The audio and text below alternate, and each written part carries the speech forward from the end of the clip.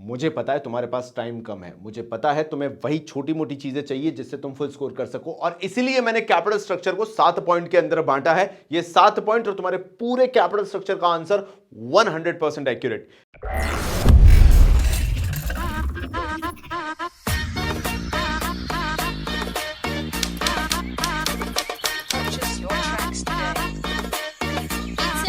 खाली बैठा open Insta then scroll किया, फोटो छाप के मीम पे कितनों को ट्रोल किया, पढ़ाई है बंद टेस्ट पहलाई बी ग्रेड, बस याद अपने को श्वेता की सीक्रेट, 12th में तो टॉप किया बट बर्बादी हो रही है, ये सोच के बुद्धि मेरी आधी हो रही है, देन नोटिस आए ओबी एग्जाम है अपने, ये मैम मेरा रैप मेरी पारी हो रही है। कैपिटल स्ट्रक्चर होता क्या है? पॉइंट नंबर 1 एक्सप्लेन करते हुए बोलता है कि ये कुछ नहीं है, ये प्रपोर्शन है कितना तुम डेट लेने वाले हो और कितना खुद का पैसा यानी इक्विटी लगाने वाले हो। सेकंड पॉइंट कहता है ये पैसा चाहिए क्यों होता है, so it is used to finance the operations of the business, यानी बिजनेस जो भी रोजमर्रा का काम कर रहा है उसको फाइनेंस कराने के लिए ये पैसा चाहिए। मतलब पैसा कहां से आएगा?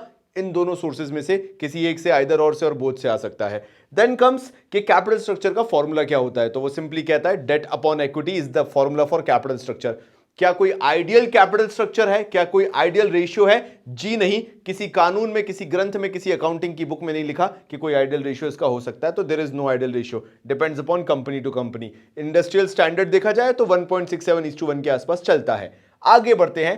फोर्थ पॉइंट कहता है Which kind of capital structure is best is difficult to define। जैसा मैं कह रहा था, there is no ideal ratio, her company का अपना अलग तरीका है, तो कभी भी हम कोई डिफाइन नहीं कर सकते okay this is best. 5 lakh का डेट ले लो, 2 लाख का इक्विटी ले लो, या 5 लाख का इक्विटी 2 लाख का डेट ले लो, ये बेस्ट कैपिटल स्ट्रक्चर है। We can never define, situational होता है ये। The aim of capital structure should be maximising the wealth of the equity share holders. मतलब किसी से भी कभी भी पूछ लो कि भैया आखिर ये कैपिटल स्ट्रक्चर का एंड मुकाम क्या है, या क्या अचीव करना चाहता है ये capital structure. It is all about a perfect ratio, a blend of perfect ratio, जहां पे डेट परफेक्ट है, इक्विटी परफेक्ट है कंपनी के हिसाब से, एंड कंपनी इस कैपिटल स्ट्रक्चर के साथ इतना एफिशिएंसी से ऑपरेट कर रही है कि कंपनी के जो प्रॉफिट्स हो रहे हैं वो मैक्सिमम लेवल पे हैं। यानी इक्विटी शेयर होल्डर्स का मतलब होता है the owners of the company. तो ओनर्स ऑफ द कंपनी जो है उनकी वेल्थ बढ़ रही है, यानी it is not just about profits. यहां पे मैं सिर्फ प्रॉफिट्स की बात नहीं कर रहा हूं, I am also talking about कि कंपनी की वेल्थ बढ़ रही है, कंपनी की कैपिटल भी बढ़ रही है, कंपनी का इतना एडिशन हो रहा है प्रॉफिट्स का, इतना नाम हो रहा है कंपनी का कि day by day company large scale होती जा रही है, बड़ी बनती चली जा रही है। ये हो गए हमारे 5 पॉइंट। नाउ मेरे भाइयों यहां पे मैं 6वें पॉइंट पे आऊंगा। 6वां पॉइंट कहता है डेट के बारे में, और डेट के ये सारे पॉइंट्स तुम्हें हार्ड एंड फास्ट याद होने चाहिए। हार्ड एंड फास्ट ही होता है, हाँ, मतलब ये तुम्हारे आंसर को बना या बिगाड़ सकता है। पहली चीज, डेट की कॉस्टिंग कंपैरेटिवली लेस होती है, लेकिन डेट रिस्की काफी ज्यादा होता है। डेट पे रेगुलर इंटरेस्ट देना पड़ता है, अगेन अ बिग डील, और ये एक रेगुलर ऑब्लिगेशन है इंटरेस्ट की, जिससे आप बच नहीं सकते हो, एक रेगुलर लायबिलिटी है। नाउ अगर आप डेट पे नहीं कर पाते हो रेगुलर बेसिस पे, एक आध इंस्टॉलमेंट स्किप हो जाती है, तो क्लेम ओवर एसेट्स आ सकता है, आपके एसेट्स मार्केट में बेचे जाने की नौबत आ सकती है। और अगर ऐसा होता है fail to meet the return of principal amount, अगर आप principal amount on a regular basis बड़े लमसम में नहीं दे पाते हो, तो यह भी हो सकता है आपकी कंपनी इनसॉल्वेंट घोषित हो जाए या लिक्विडेशन में चले जाए। सारे एसेट्स को, इट्स नॉट जस्ट अबाउट 1 और 2 एसेट्स, सारे एसेट्स को बेच के कंपनी को पैसा वापस करना पड़े, सो it becomes a big deal. पहली चीज लेस कॉस्ट, लेकिन उसके बाद सारे नेगेटिव पॉइंट्स आना चालू हो जाते हैं। रिस्की बहुत है, इंटरेस्ट ऑब्लिगेशन रेगुलर है, क्लेम ओवर एसेट्स हो सकता है, एंड पॉइंट ये भी आ सकता है कि इंसॉल्वेंसी या लिक्विडेशन की तरफ कंपनी चली जाए। So you have to keep this in mind.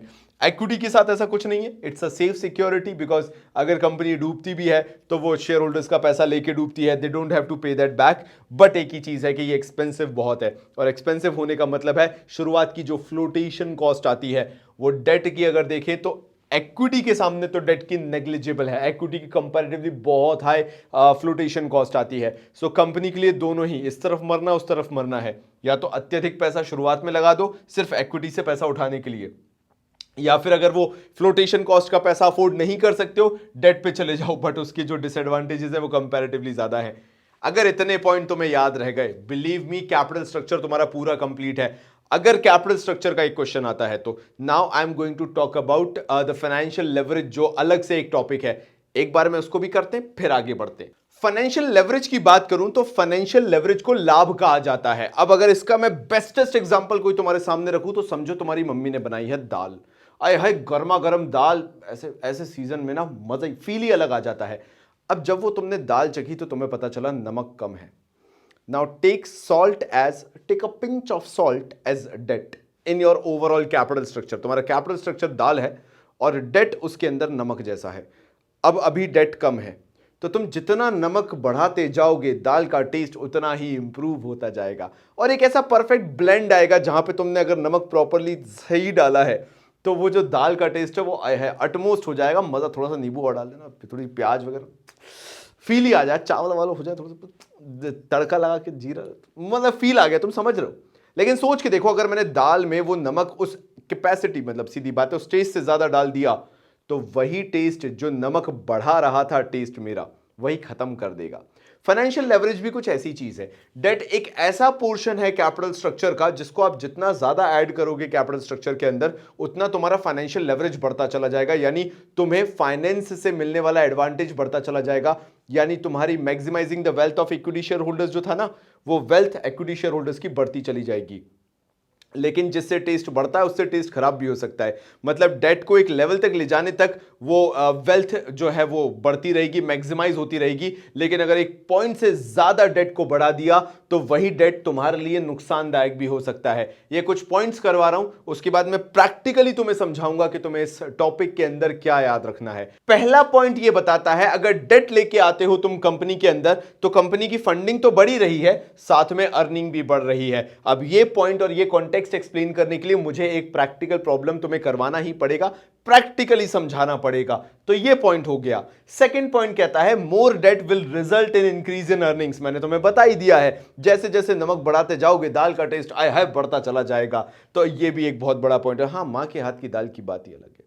Third point पे आते हैं, as debt is a cheaper source of finance. Yes, एक ये और एडवांटेज होता है कि डेट क्योंकि कॉस्ट ज्यादा ऐड नहीं करता इसलिए वो अपने साथ एडवांटेजेस ज्यादा लेके आता है। बट आगे बढ़ते हैं, मैं आगे समझाऊंगा वो चीज। It's very risky. हाँ ठीक है, debt cheaper source of finance है, डेट से फायदे ज्यादा हो रहे हैं, लेकिन आपको यह नहीं बोलना चाहिए कि डेट उतना ही रिस्की है। जैसे हाथ में पकड़ा हुआ नमक गलती से भी ज्यादा छूट गया ना, मां कसम जो टेस्ट बिगड़ेगा, तुम फेंक तो सकते नहीं हो, दाल पीनी पड़ेगी और नमक ज्यादा के साथ बीपी हाई हो जाएगा, समझ रहे हो तुम। So it becomes very risky to have more debt into the capital structure. अगर तुमने डेट ज्यादा बढ़ाया तो वो तुम्हारे लिए बहुत रिस्की प्रोफाइल हो जाएगा। फिफ्थ पॉइंट कहता है earnings with debt will only increase when return on investment is greater than rate of interest. मैं यहां पे आ जाता हूं, तुम लोगों को ज्यादा अच्छे से समझ में आएगा। सो अर्निंग विद डेट क्या बोलता है कि अगर तुम्हारी अर्निंग्स बढ़ रही हैं डेट के साथ तो वो एक पॉइंट तक ही बढ़ सकती है, और वो फैक्टर क्या कहता है, जब तक तुम्हारा रिटर्न ऑन इन्वेस्टमेंट अच्छा है, बड़ा है, ज्यादा है रेट ऑफ इंटरेस्ट से। से फॉर एन एग्जांपल तुम्हारा रिटर्न ऑन इन्वेस्टमेंट 12% चल रहा है और तुम्हारा रेट ऑफ इंटरेस्ट, मतलब डेट पे जो तुम रेट ऑफ इंटरेस्ट पे कर रहे हो वो 10% है, तब तक तुम बहुत अफोर्डेबल सिचुएशन में हो। क्योंकि अगर इससे बाहर गए, यानी ये बढ़ गया और ये कम हो गया, रिटर्न ऑन इन्वेस्टमेंट का मतलब होता है तुम्हारे प्रॉफिट्स, अगर तुम्हारे प्रॉफिट्स कम हो गए और तुम्हारा rate of interest comparatively high है तो तुम्हें लॉसेस होना चालू हो जाएंगे। Then it means more debt means more losses. अब मेरे लिए पता है सबसे बड़ी समस्या क्या है इस वाले पे तो मैं एक्सप्लेन करना, क्योंकि ये एक ऐसी चीज है जिस पे अब आने वाले टाइम में क्वेश्चंस आएंगे और तुम्हारे लिए एक बहुत बड़ा फैक्टर हो जाएगा। मे भी हो सकता है इस पे एमसीक्यू आ जाए, मे भी हो सकता है इससे रिलेटेड कुछ डिफरेंट भी पूछ लें। तो मैं जो कॉन्टेक्स्ट में पूरा बताने वाला हूं वो बहुत ही डिफरेंट होने वाला है। तो एक पूरा वीडियो इसी पे बेस्ड रहेगा। एक पूरे वीडियो के अंदर मैं पूरी प्रैक्टिकलिटी बताऊंगा कि आखिर तुम्हें इस पर्टिकुलर चैप्टर से ऐसे कौन कौन से प्रैक्टिकल्स हैं जो याद रखने हैं, सो दैट वो एक पर्टिकुलर वीडियो में तुम्हारे इस चैप्टर से रिलेटेड पूरे क्वेश्चंस हो जाएं। मेरा पूरा मोटिव ये है इस 20 डेज प्लेज में एक छोटी सी भी चीज नहीं छोड़नी है। तो मेरे भाइयों, आज के स्पॉन्सर कुछ ये कहते हैं, मतलब मैं खुद ही हूं वैसे बेसिकली, और तुम यहां पे स्किप करके जा सकते हो अगर इंटरेस्टेड नहीं हो तो। आज का स्पॉन्सर ये कहता है कि कॉमर्स बाबा ऐप डाउनलोड करो, स्टोर सेक्शन पे जाओ, वहां पे तुम्हें एक हम्बल बंडल मिलेगा।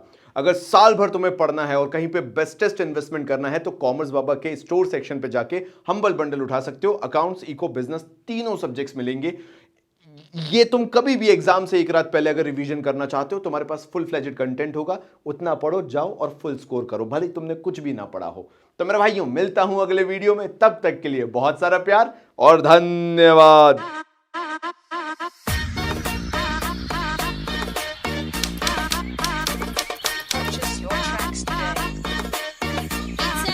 High खाली बैठा ओपन इंस्टा देन स्क्रॉल किया, फोटो छाप के मीम पे कितनों को ट्रोल किया, पढ़ाई है बंद डैश पहलाई बी ग्रेड, बस याद अपने को श्वेता के सीक्रेट। 12th में तो टॉप किया बट बर्बादी हो रही है, ये सोच के बुद्धि मेरी आधी हो रही है। 10 नोटिस आए ओबी एग्जाम में अपने, ये मैम मेरा रैप मेरी पारी हो रही है।